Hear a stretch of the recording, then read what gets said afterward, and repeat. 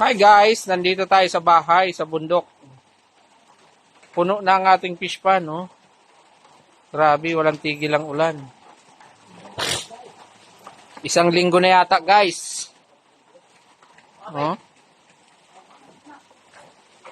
Ayan, bababa tayo. Oh, puno na guys, oh. Grabe, oh. Oh, ito yung ating munting bahay sa San Mateo, Rizal. Isda na lang kulang dito, oh. Puno na, oh. Hanggang ano na to, oh. Puno na to, guys. Yan.